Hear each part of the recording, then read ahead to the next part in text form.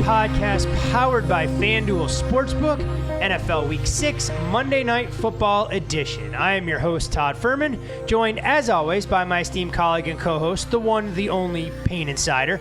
But this is the perfect time to remind you, all of our loyal listeners out there, if you haven't already done so, not quite sure what you're waiting for. FanDuel.com/bettheboard.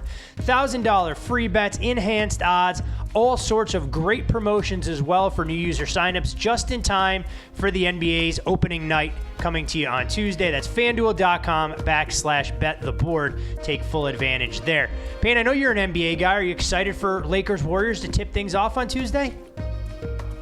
I guess. I kind of got out of the NBA a little bit over the last couple of years. We were doing some things on totals there, and yeah, just kind of went away.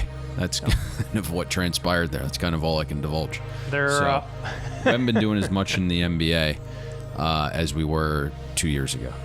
Only so many hours in the day to try and cover the entire sporting landscape. You did well there. Yes, that's one reason. But as we begin to put what we saw yesterday in the National Football League in context, kind of wanted to get your thoughts on some of the main takeaways for everything you saw transpire thus far during NFL Week 6. Books did not have a good day from the sounds of it. That was a rough one for the house. It wasn't a great weekend for us, that's for sure. It was one of our worst, I shouldn't say worst weekends, but it was a down weekend for us. And although it could have changed a little bit, we had Dallas late. Rough morning. We had the Patriots plus the points late, and that did not go well. That actually would have been, if we got the Patriots home, it would have been a break-even weekend for us. Baltimore's the one that we regretted not playing. Should have been there in that one. That was a game that we liked. Kind of broke it down. Frustrating because you call exactly where the market's going to go. You know, you knew that game was going back to 3. That was the side. So that's a regret that I have this morning, is not playing Baltimore yesterday. Well, it's also good to see other major football publications come out after, in the wake of the Chargers' loss, talk about how they need to be more effective and efficient on 3rd and 4th downs. Pretty sure that's a narrative. On 3rd and 4th down? Yeah, on 3rd and 4th down. The Chargers have to be better the luck ran out for the Chargers on 3rd and 4th down. I'm glad that finally got out there in the wake of a 34-6 loss instead of people actually talking about that beforehand, because I'm not quite sure what podcast had mentioned the fact that the Chargers had to be better with an early down success rate if they were going to continue to be a freight train rolling down the tracks. That one was, give Baltimore credit. That was a quick turnaround. And the energy they had to exert Monday night, right? It wasn't just one of those games where it's like, they played Monday night and that thing was wrapped up minutes into the second quarter. That was one where they had to fight back. They exerted a ton of energy, down double digits against the Colts, and then to turn around against an opponent of the Chargers' caliber, I thought was really, really impressive. And ultimately, Brandon Staley's style just didn't work. He hasn't changed things. I'm all for the way he is constructing his defense, but at some point you do need to match up to your opponent and play a style that's a little bit more conducive to each and every single opponent you play versus just saying, hey, we're going to do what we do. And I'm making that sound extremely simple, but again, did not put a ton of guys in the box yesterday. And that really allowed Baltimore to control that game. And then obviously the 3rd and 4th down luck, the Chargers just didn't have. And the Ravens were able to play keep away. I was looking this morning, Chargers only had 21 minutes of possession. And then, of course, as the article alluded to, that Herbert's heroics finally ended. And the Chargers were 4 for 16 on 3rd and 4th down. And they averaged 1.8 yards per play on those 2 downs. So the piss-poor early down offense the Chargers have basically had all season finally came to bite them against a top 5 defense on 3rd and 4th down in the Ravens. Now, it did help Mike Williams was banged up. The Chargers couldn't really attack Baltimore where they were most vulnerable, but I don't think that would have changed things. The offense did nothing. I mean, the points they put up on the board were basically turnover-induced. And it was a very simple game plan. It was one that you kind of see play out, and I think that's why it was so frustrating to me. It's like, you're like, Ravens will be able to run the ball here. But like, yeah, if they just kind of sit back and are good on early downs, they got a really good third and fourth down defense. They should survive this. And both things came to fruition, and I don't have a penny on the Ravens. So quite frustrating there.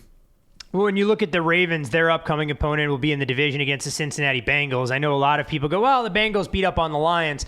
But as we remind folks all the time around here, it's not about just winning. It's about exceeding odds makers' expectations.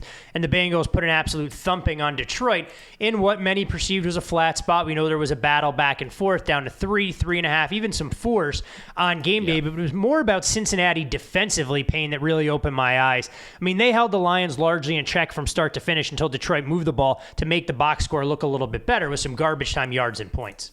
That was a really interesting game from a market perspective because early in the week, I want to say it was either Monday after we were done recording or first thing Tuesday. Might have been late Monday. I got a note sent to me like, hey, really like the Lions in this spot. And that was the initial move from 3.5 down to 3. And I just can't do that one. The matchup is just horrible. And then eventually we saw another group spring into action twice. They laid the 3. It went out to like 3 minus 20. And then they laid that again, and it went out to 3.5. And as you alluded to on game day, even some of the sharper shops trickled out to 4 before I guess there were some value hunters on the Lions. Cincinnati, though, to your point, it's not shocking. They spent like a boatload of money on defense the last 2 off seasons, and it's paying off. And then they fought in their own class and dominated. And I would say they actually went down in class, right? This wasn't Aaron Rodgers and the Packers offense. This was Jared Goff. Detroit had 3.8 yards per play and a 43% success rate. And coming into that game, I started looking around because I just felt like I was missing something. I was like, man, there is a real battle here. Someone sees a massive edge, whether it was, the Lions or the Bengals. Guys were firing that game. And I went and looked, and it was like, where Detroit was most successful this season throwing it to backs and tight ends, the Bengals were top 5 in defensive efficiency defending those 2 position groups.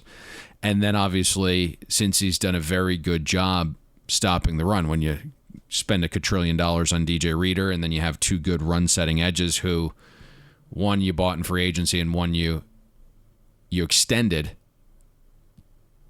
Cincinnati's very good defending the run. And so Detroit 36 rushing yards on 18 carries. It was just a bad game plan, right? Like it's a matchup nightmare because you stop the run and then the only thing you're relying on is Goff throwing short. And as I alluded to, like the Bengals really defend that area of the field well. So good to see the Bengals get on track.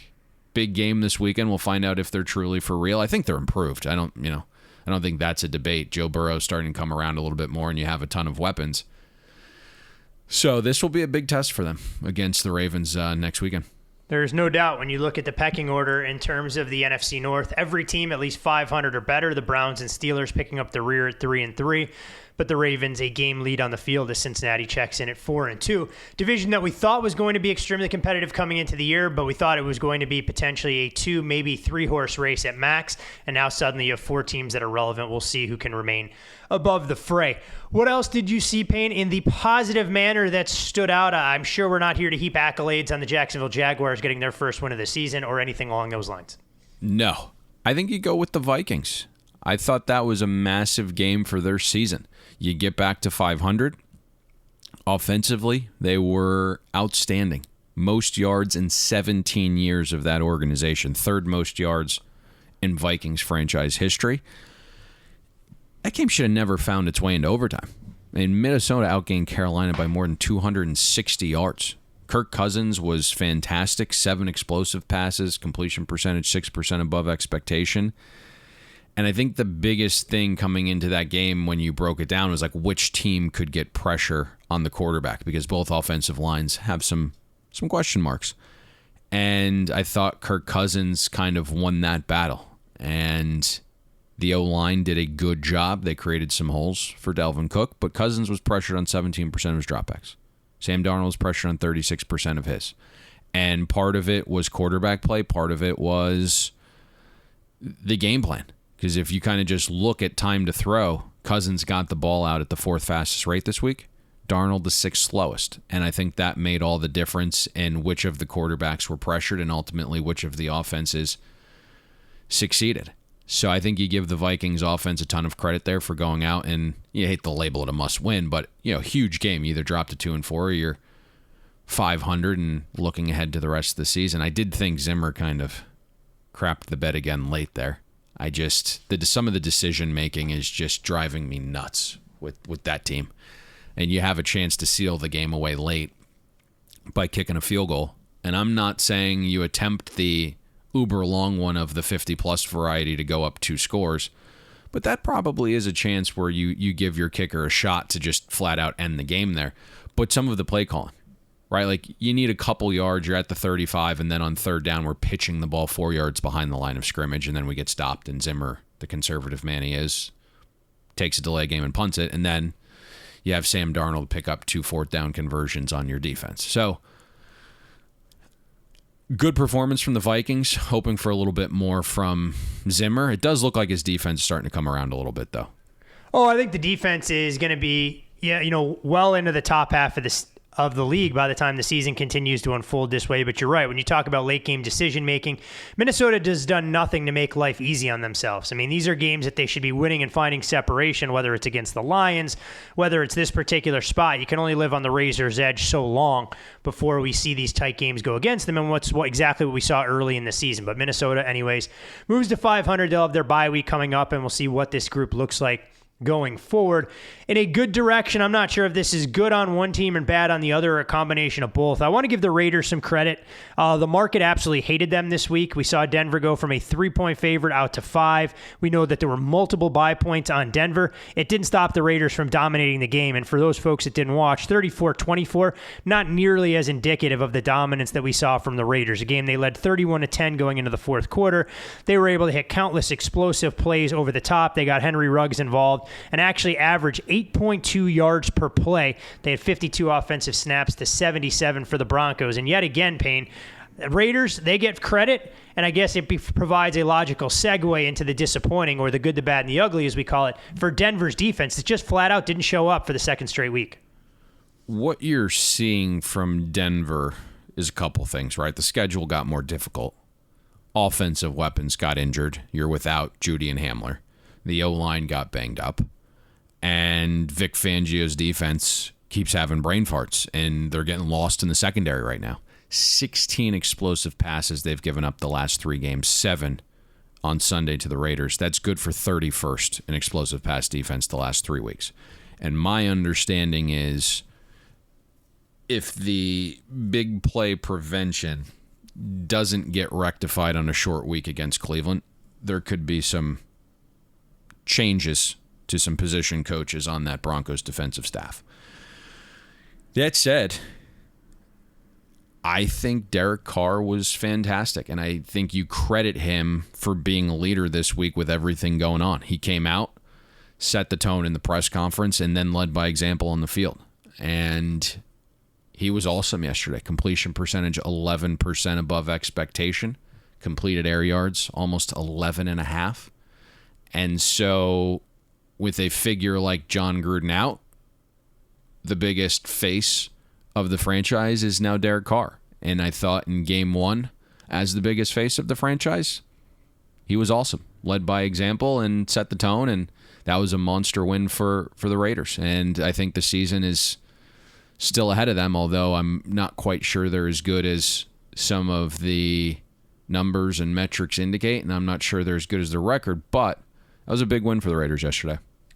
There's no doubt. Team couldn't have been more diametrically opposed from what we saw the preceding Sunday, where they looked anemic and lifeless at home against the Chicago Bears. A winnable game on the surface this coming Sunday as they'll welcome in Philadelphia. Should be a fascinating contest, seeing how the Eagles perform with extended rest, getting some cogs back, and if the Raiders are able to embrace that favorite role. As far as other bad performances, Payne, I don't know if you'd pick at the low-hanging fruit, but of course the Cleveland Browns not exactly going out there and lighting the world on fire either on the offensive or defensive side yesterday. I stopped watching that game intently in the live version of it after 4 possessions.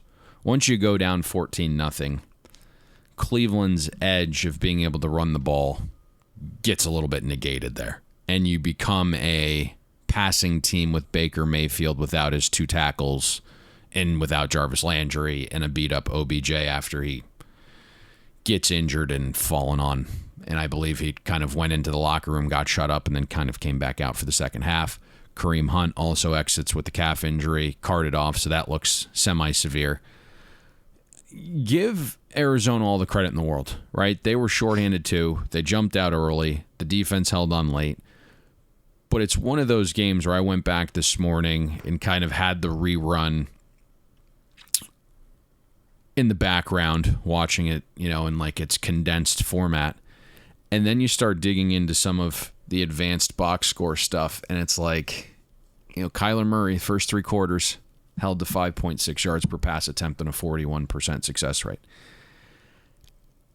How Arizona basically has 30 going into the fourth quarter is a head scratcher. And then you quickly see 3rd and 21 touchdown. 3rd and goal at the 14 touchdown. 6 points scored that took a grand total of -5 yards to achieve. And then you're a +2 in turnover differential in the first half for Arizona. And then all 3 fumbles, which Arizona had in the first half, they recovered. And when you look at Cleveland take momentum back, they're down 9 with the ball 1st and 10 at the Arizona 42. And Baker turns it over again, and the game's over at that point. So good win for Arizona. Give them credit. A lot of money came in late. Mostly public money. That was one of the public dogs that absolutely crushed the books yesterday, was the Cardinals. But give them credit for going 6-0, right? We can sit here and say the Browns were shorthanded, but so weren't the Cardinals. Obviously, they're without their head coach. Now, Vance Joseph did a very good job. He's been an NFL coach in this league, and thought he did a pretty good job yesterday. But, a lot of the things that we identified in that game of, liking Cleveland kind of gets thrown out the window when you're down early after some mistakes. And again, it wasn't like Kyler went out there and lit the world on fire. So it's becoming an interesting team that's tough to gauge. I don't think anyone, if you look at their Pythag stuff, they're not anywhere close to a 6-win team, but they're finding some veteran leadership with guys like J.J. Watt. Kyler's taking on more of that role, and they seem like they are playing well together. There's no doubt about that. A team that will be a massive favorite this weekend as they'll welcome in the Houston Texans, Arizona. Right now, a 17-point chalk at FanDuel Sportsbook. And Payne, while we gave Minnesota's offense a ton of credit for their offensive explosion that we saw yesterday, how much of that burden of proof falls on a Carolina defense that we had talked about as being one of the more underrated units coming in? We know they're banged up in the secondary, but the Vikings, were able to do what they wanted when they wanted, and that game probably not as close if Carolina doesn't get a block punt for a touchdown and a variety of other factors that work out in their favor. I like Carolina's defense. But I think we also understood after 3 weeks it wasn't the best defense in the league, like every metric indicated, because you played 2 rookies making their first NFL starts, and then you had Jameis Winston without 7 offensive coaches and analysts.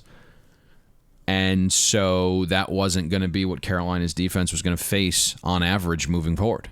J.C. Horn goes down with his injury, and not only is it a great player at a premium position, but he allowed Carolina's defense to play the style it wants. And then this past week, you had Shaq Thompson and C.J. Henderson out. And so what you have right now, it looks like to me, is an average to slightly below average defense.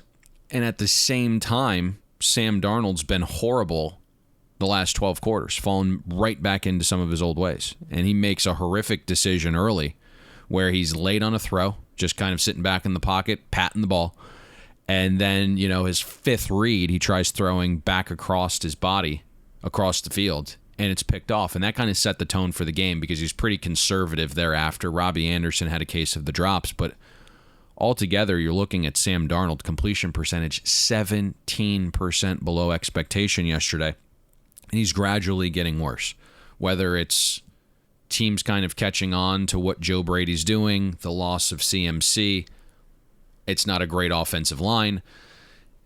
All of those things are at play here, but basically you're just kind of, if you're looking at a stock chart, and Sam Darnold is your stock, it's just kind of slowly going downwards the last 3 weeks. It's increasingly getting worse. So we'll see what the Carolina Panthers are, but the schedule got a little bit more difficult for the defense, and Sam Darnold has not been good the last 3 weeks.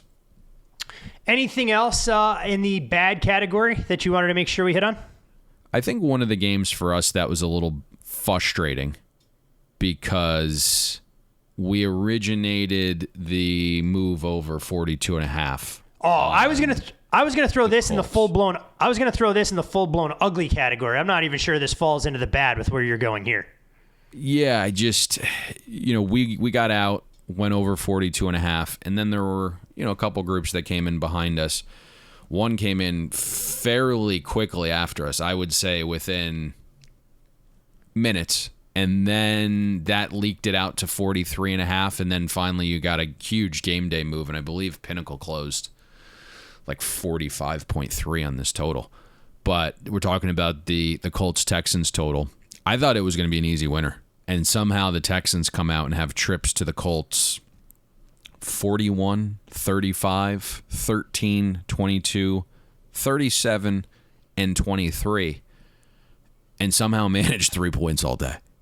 And even without the Texans really pushing Indy, the Colts hang 31 themselves. I hate to say this because I think David Culley is probably a great guy, and he's paid his dues, been in the league since 1994. Somebody gave him a chance, and I think despite the losing weekend, I'm in a good mood. And so I will say, in life, we probably all ask for a chance to prove ourselves, and David Culley got that chance, so you were happy to see it. But if I were to put this in the right perspective, David Culley is basically the guy on fry duty at McDonald's, and they've given him the position to take over for Jeff Bezos at Amazon. He's terrible. Sounds like my old boss at Caesars back in the day. Started on the front line working in food service, and they let him run race and sports. He's no longer in the industry for a reason, unfortunately for him. And David Culley won't be in the industry as a head coach after this year either. I just, it's not working, right? He doesn't know when to accept the penalty or decline them. He doesn't know situational football. He has no concept or vibe or feel for the game, so he doesn't know when to go for it. I mean, earlier this year, the Texans had a 3rd and 15 where they pick up 14 yards, but there's an offsides penalty, okay, on the defense. He declined the penalty, and we all thought, like, hey, on 4th and 1, he's going to go for it from midfield. And he said, nah, I'm just going to punt it away. So rather than going for it on 4th and 1 from midfield or accepting the penalty and saying, hey, let's give our offense a chance here on 3rd and 10, he must have thought he was in Canada or something. And I don't know what happened, but basically he punted on 4th and 1. So these are like the decisions that he's made all season that are just so brutally bad that no one in his position could possibly make, and you'd feel good about them leading your team. And again yesterday, like down 14, middle of the 3rd quarter, he's got a 4th and 1 from roughly midfield, and he punts. Then there's the final play, which is just kind of the culmination of the Texans yesterday. But there's a final play of the 3rd quarter where the Texans are down 21. It's 2nd and 10 from the Colts 24. Texans, of course, call a run play on 2nd and long for a 32-year-old tailback. And Mark Ingram gains 2 yards. I don't know what happened, but Ingram must have hit the wrong hole because in between quarters, you see David Culley just chewing him out. How about not running on 2nd and 10? Down 21 from the Colts 24. It's just everything is being mismanaged there.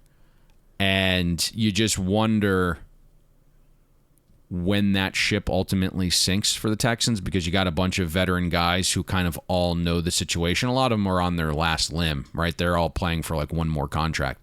But at some point, you see a guy who's just like clueless and putting you in bad positions. I would just wonder if some of the veterans pack it in.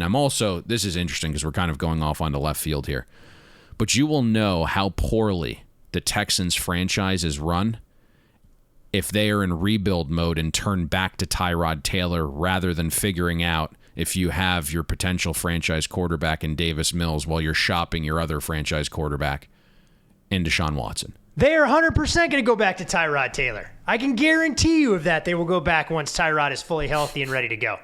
I'm just absolutely freaking clueless if that happens.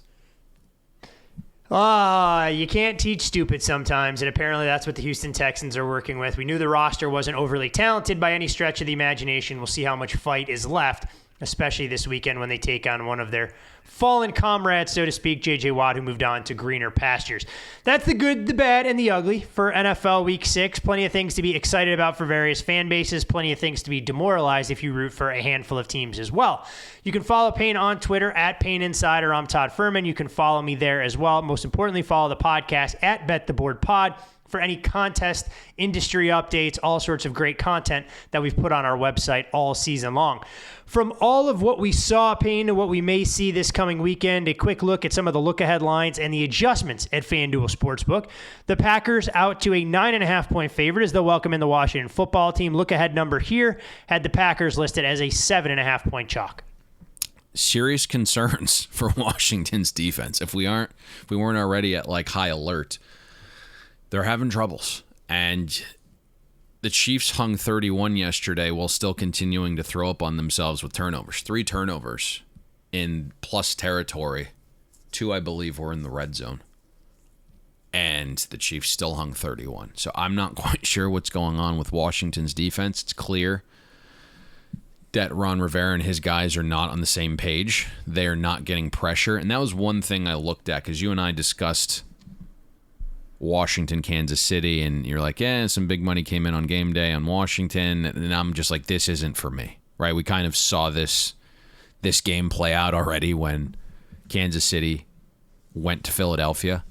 And the other thing that was concerning to me, and really what is happening here, if you're just kind of putting it in a easy picture, Washington's defense is not getting pressure. And so they are blitzing at the second highest rate and getting pressure at one of the 5 lowest rates in the league. And so that's going to leave the rest of your defense exposed when you don't get home. And they're not getting home.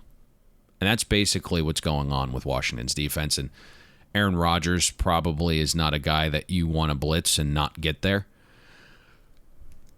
You also have some offensive woes going on, right? You're without a lot of your weapons. And that's making life difficult for Taylor Heineke. You know, you're down 2 offensive linemen this past week. Antonio Gibson is playing maybe at 65%. Terry McLaurin wasn't 100%, but battled through it. Curtis Samuel was out this past week. Logan Thomas was out this past week. So that's really what's going on is Washington's defense has regressed drastically, and the offense is really beat up right now. And it was an offense that was only going to be, right? Like when you came into the season, it was like if Washington's offense can just be average and their defense is going to be elite, then they might make another run. And now you have a below-average offense that's injured and a defense that's one of the worst in the league through 6 weeks. Yeah, the only thing they're making a run towards at the current pace is the top of the NFL draft to try and acquire a franchise quarterback that can come in there and right the ship. But we'll see what we get from Washington on a week-in, week-out basis. It hasn't been pretty thus far, and the market, as we can tell, is beginning to adjust accordingly. A game that we've seen a 5-point move on, Payne, albeit not through any key numbers, right in your backyard, the Miami Dolphins. Look-ahead number here had the Fins a 2.5-point favorite. Now, as we see Atlanta catching some steam as road favorites, they're out to 2.5. Of course, part of this, or a large part, I should say, isn't just the Dolphins' loss against the Jags, but mounting injury concerns both with the defensive backfield and at the wide receiver position. That's exactly right. You know, you have to downgrade the Dolphins off the loss. You also have to realize that this is probably an 0-6 team. They luck boxed into their opening road win at the Patriots. If Harris doesn't fumble that ball, they're an 0-6 football team. Offensively, they had some weapons down yesterday. Obviously, Devontae Parker was out, Preston Williams was out, Will Fuller was out. We'll have to monitor the status of all 3 of those receivers. Both of the starting corners, where you've allocated the large sum of money when you look at the overall team salary cap, both those guys were out in Byron Jones and Xavier Howard. So a lot of key cogs at a lot of key positions with how you play football in the year 2021 when you're out 3 receivers and you're out your 2 starting corners. You also have a beat-up Dolphins team versus an Atlanta team that is off their bye and So that's the reason for this move. Now, it is through 0, the 5 points. It's probably the least substantial 5-point move you'll ever have. But that is why we've seen this move. It'll be interesting to see where this goes, how high it gets. At some point, I am sure if this were to get to the 3 and you had some health status upgrades for the Dolphins, the mindset may change. Something we will keep eyes on as the week continues to go. Always interesting when you see a dome team on the road playing in humidity, nearly a field goal favorite. Obviously, it does change the teaser dynamic more than anything else, but like you talked about, if you're going to have a 5-point move anywhere, going from one team being favored by 2.5 to the other doesn't change the handicap the same way it would moving through multiple key numbers. Speaking of keys, you do have one game on a look-ahead price that was set to open below a key. That's now moved on to a key number, FanDuel Sportsbook. That, of course, would be the Las Vegas Raiders, 2-point favorite, and the look-ahead market now a full field goal as they'll welcome in a Philadelphia Eagles team fresh off a cover, albeit a loss against Tampa on extended rest. For at least a week, right, the concerns of losing your head coach aren't quite there. Now you've put some stuff on film. We'll see if what that looks like. Philadelphia does have extended rest and prep, having played Thursday night, showed some fight late, although, again, another ugly performance on offense. They probably did not deserve to cover that game or be remotely close in that game. So you do have to kind of factor that in. But it'll be interesting to see how high this line gets and ultimately where some money comes in, because there's probably some advantages for Philadelphia's offense just kind of looking at this matchup, right? We've seen some teams be able to run the ball a little bit on the Raiders, and we'll have to monitor the Trayvon Mullen injury, because that could open up some deep passes for the Eagles offense. But I think we kind of see what the Eagles defense is when it steps up in class, and so they've performed very well against the bottom feeder offenses, and they've been exposed against the better offenses. And I think the key to this game is figuring out where the Raiders lie within the realm of offenses. That'll go a long way. No doubt about it. Should be an interesting football game here amid a very small slate with a number of teams taking their bye. I mean, those are about the extent of what we're looking at as far as look-ahead adjustments. You did have the Arizona Cardinals go from a 14.5-point favorite out to 17, 2.5-point move. I'm not even going to call 17 a secondary key number in the NFL, although when we begin to look at what some of these spreads may be going forward with the haves and have-nots, have a feeling we're going to see a lot more 2-touchdown favorites out there. Eventually, one of these dogs will start barking and try and blow up survivor pools, but for the last couple weeks, the status quo has been held as favorites are performing exceptionally well, especially those teams laying more than a touchdown. Now, will that hold true this evening, where Buffalo goes on the road to take on the Tennessee Titans? And you're looking at Buffalo, a 6-point road favorite at FanDuel Sportsbook. The number is trending up, leaking out towards that 6.5 range. Total in this game sits at 53.5. And if we're talking about narratives here, the Bills could clearly have some revenge on their mind from a 42-16 game that was moved last year because of COVID issues, where they played on a Tuesday night. The Bills have now won 5 straight road games, scoring 34-plus points in all of those contests. They've outscored their last 5 road opponents by 121 points, and since losing their season opener against the Pittsburgh Steelers, have outscored their opposition 156-41.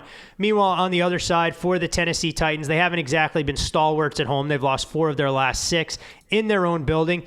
All expectations were that this team was going to be significantly healthier coming into this particular spot, but at the same time, all that optimism on Thursday's practice report may not bear fruit, as Bud Dupree, full practice Thursday, downgraded. You look at A.J. Brown, the mysterious, let's pop up on the Sunday injury report with a little bit of an illness. But Payne, when you try and handicap this game, is it as simple as trying to figure out if the Titans can get at least one stop against this Bills defense? Offense, or is it more about Tennessee being able to keep pace offensively against a resurgent Bills stop unit? Yeah, let's kind of... I don't have a ton on this game, and I think ultimately we'll get to the price point of this game. But what does Buffalo do offensively? That'll be the interesting component here, because I think it becomes the driving force for the rest of the game and how it plays out. You have a Titans team that basically lives in nickel defense, and that should allow the Bills to have some success targeting the slot, and Daboll does a really good job moving his receivers around. You'll see Diggs in the slot at times. You'll see Emmanuel Sanders occasionally occupy the slot, but for the most part, it's Cole Beasley. He lives there. 90% of his snaps come from the slot. And so you're looking at a Titans defense that's allowed the fourth most passing yards to the slot despite facing one of the easiest passing schedules in the league. Really, what's crushed the Titans defense, though, is giving up the monster explosive, 28th explosive pass defense. So maybe you see Diggs get on track here a little bit more and catch a deep ball or two. But what's bizarre is that if you look at the Titans and you look at some of their down-to-down metrics, they're not horrific. They're actually fourth in passing success rate defense, just the explosiveness that's really killed them. Christian Fulton, looks like he's out, correct, Todd? Yep. All accounts, he's ruled out. Yep, and he has been the Titans' best cover corner to date by a long mile. So that'll be a significant injury in the secondary for the Titans. I'm interested to see what Mike Vrabel and Shane Bowen come up with tonight, because they're going to have to figure out how to manufacture some pressure. It initially looked like Bud Dupree would be back. You kind of alluded to that, like was full on Thursday, then not there on Friday. Not sure what to make of that situation, but I think we'll find out here in a little bit. When Josh Allen has been at his worst this season, it's when he's blitzed. So let's see if that is ultimately the game plan, saying, hey, if we're going to give up the explosive anyway, why not try to create some negative plays and get Buffalo off the field or create a turnover? If we're just going to kind of sit back in our shell and get gashed over the top, might as well be a little bit more aggressive. And so the Titans are top 10 in blitz rate. Maybe they're able to get home. Buffalo Bills' offensive line is certainly, I think, improved, but it's probably the weakest part of the entire offense. So let's see if some of those blitzes do get home. But I think you're not looking for miracles here. The key to this side of the ball is the Titans' defense just being good enough to keep this game close so their offense can run the ball. And right now, what's transpired is the Bills have led by double digits for more than 52% of their snaps this year. So opposing teams have become pretty one-dimensional, and that can't happen here. I do know, obviously, looking at this game and how it will play up match-out-wise, that Brian Daboll is obviously very smart, and he understands that getting out to a lead in this game probably is going to dictate what the Titans are capable of doing offensively. So I think the game plan for Buffalo is going to be to get out fast, and they obviously, we're all looking for that like down spot off the big win, but you kind of hinted at that, Todd, at the top. Was this is a game that they've had circled a little bit. They were on the tarmac ready to head to Tennessee last year and said, we're not going to play this game. We effed up. And so Buffalo has kind of had this one circled. They've been a little bit pissed off about that. And obviously they've had extended, some extended time here with some of their rest and prep, and Daboll's pretty good with game plans, so getting that extra day may help them a little bit here. But I think that's the ultimate key, is the Titans, to stay within this game, they have to just do enough defensively, right? Hold to 3. And that's been a tough proposition because you're looking at a Bills offense top 6 in red zone execution. So if Tennessee can kind of keep this game from getting too away from them defensively, then it at least allows their offense to be in a position to have some success against Buffalo. It's early in the season, but when you look at Buffalo, they lead the league now in both scoring offense and scoring defense. There's only been 2 teams in NFL history that have ever had that distinction. Green Bay back in 1996 with Brett Favre. They won the Super Bowl, and the only other team to do it, Payne, the 1972 undefeated Miami Dolphins. So I'm not talking about Buffalo's dominance being there just yet, but awfully interesting when you see how good they've been on both sides of the ball. Did want to ask you about one thing we saw transpire last Sunday in Kansas City, and I'm not quite sure if this is more of a changing of the guard and probably something that DFS players can take advantage of. Devin Singletary only played 15 snaps to Zach Moss's 42. Do we think Moss is poised to be officially that true number 1 back for everything Buffalo wants to do, relegating Devin Singletary maybe more to a third down situation than anything else?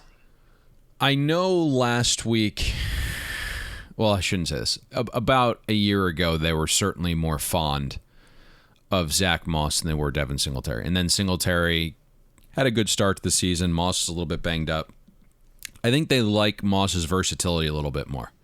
I think they like him a little bit better in pass protection. I think they like him a little bit more as a pass catcher, which is interesting, right? Because at Utah, the knack on him was he was a bit of a plotter. So ultimately, I don't know what Buffalo is going to do with their distribution of snaps and carries, but I know last year they liked Moss a little bit better. They've been pretty split prior to last week, but last week is certainly something to monitor for the things moving forward. I'm not sure ultimately what they're going to go with this week. I do think if we're looking, though, at the Titans' offense, they're going to have to be able to run the ball tonight. And that'll be the biggest thing. Are they in a situation, is the game in a neutral state which allows them to run the ball? And the difference in this matchup this year versus last year when Tennessee blew them out is the Bills right now have been pretty lights out. They're number 1 against the run. And that's been pretty shocking because they play some light boxes. Now they faced the 4th easiest run schedule, and as I alluded to, they've been in command of these games to where teams aren't really running the ball on them anymore. They've become one-dimensional. But if Tennessee can't run, either efficiently or because of the score, you're then in a situation where Ryan Tannehill and the Titans O-line missing some key components and already had struggles protecting Tannehill will be under duress pretty much all night. And I think you'll see a little bit different of a game plan here from Buffalo's defense. I think they will send more pressure than they did last week where they did not blitz Patrick Mahomes and the Chiefs a single time. That will change. The other thing that's interesting here, and what would make me a touch nervous about the Titans, is they have really struggled out of the gate. They have been slow starting offensively, and whether it's the new OC not having the right game plans or teams loading the box, or, and there's really an ability to load the box when A.J. Brown isn't himself and Julio Jones has missed time. Then it becomes, hey, we just have to really stop the ground game here. But right now, you're looking at the Titans' offense, 26th in rushing success rate in the first halves of games. 24th most efficient offense in terms of success rate in the first half overall. So if Tennessee is not able to keep this game close early, they're going to have a tough time playing catch-up based upon the way they're able to protect Ryan Tannehill. And I believe A.J. Brown came out and said, hey, I'm going to be unlimited snaps until about week 10. And then you mentioned some of the illness that came down to the 2 receivers. Let's monitor that. But here's the problem that I'm having, Todd, is that if everyone was playing, if A.J. Brown and Julio Jones are up, we make the game 4. So there is going to be a situation here, and I'm not sure we get to that price. We may get to the price if one of the receivers are announced out, which then I don't really want it at that point. But if the receivers are up and we get to a point where this gets to 7 because it's nothing but one-way action on Buffalo and the books just got their brains beat in this weekend, it would be tough not to take the Titans if both A.J. Brown and Julio Jones are up. The good old value bet, the one we didn't make last night on the Seattle Seahawks, +6 when we had the opportunity against the Pittsburgh Steelers. I'm sure our listeners did. And I'm sure Unfortunately, I didn't follow my own advice. And I'm sure listeners were not thrilled. And it was 14-0, and it looked like Seattle might be able to get past the 50-yard line once in the entire second half until Pete Carroll started running Alex Collins downhill, and the Steelers' defense looked more like matadors than they did the Steel Curtain. But either way, they were able to get there. And I do think, that's a key point, not to go off on a tangent, because when you break down the X's and O's, I think all of us, when we look at some of these numbers, we may not love the matchup.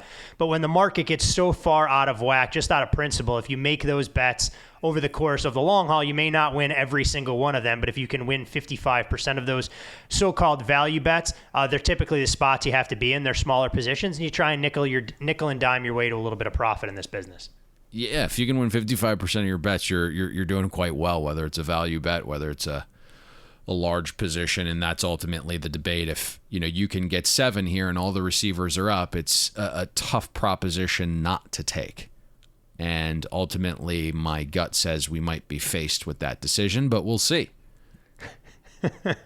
There's nothing like watching a standalone NFL game, whether it be a Thursday night or a Monday night, hoping the market doesn't get to a number where you're going to feel obligated to bet it. I think our listeners are right now, whether they're driving home from work or they're listening on their lunch breaks or sitting there scratching their heads, going, you guys tell us all the time it's all about getting your numbers, and here you are actively rooting against the game to get to a number, so you're forced into a bet.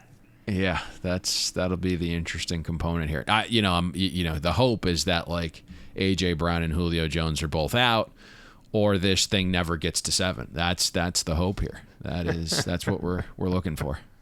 It's something we will keep tabs on. Just a couple of notes for Titans fans. I know we have a strong listenership there in Nashville. When you break down what the Titans have done offensively, you can't take anything away from Derrick Henry. He's obviously on pace to break single-season rushing records, single-season attempts, single-season scrimmage touches.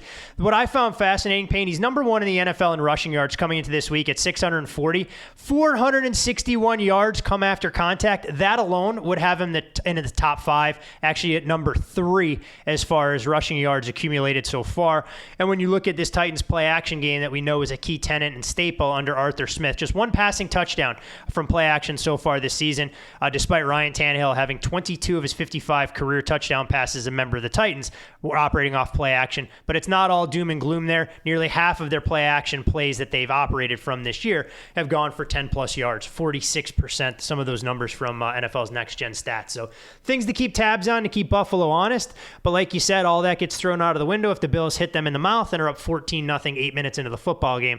I think they'd be more than happy to see Derrick Henry plod along in a game where Derrick Henry was held to actually less than 60 yards rushing last year, but it didn't matter in Tennessee's resounding performance. All right, my friend, it's a decent amount of heavy lifting for a Monday as we relive some of our mistakes over the weekend. Was there anything else you wanted to add before we take a little bit of a break and reconvene come Wednesday for a little college football discussion? No, that's it. Kissed the sister this week and went a little 1-1 between college and the NFL and best bets. Hopefully we get that turned back around this coming week with a little 2-0. That'll be the goal. Always interesting. You get a rocking chair Saturday in college football and a rocking chair the other way for the National Football League. But sometimes that's how the cookie crumbles in this business. Do want to remind all of you, our loyal listeners, FanDuel.com/bettheboard. All sorts of great promotions there, sign-up bonuses just in time for the start of NBA season, some enhanced odds boost, 30-1 available for you. So even if you don't know the NBA, it's tantalizing value to try and not pass up as you look to try and get involved there. So for Payne Insider, follow him on Twitter at Payne Insider. I'm Todd Furman. You can follow me there. Most importantly, follow the podcast at Bet the Board Pod. Best of luck with any Monday Night Football investments or wherever your sports wagering takes you. We'll be back here with you on Wednesday, but in the meantime, hopefully we'll see you at the window.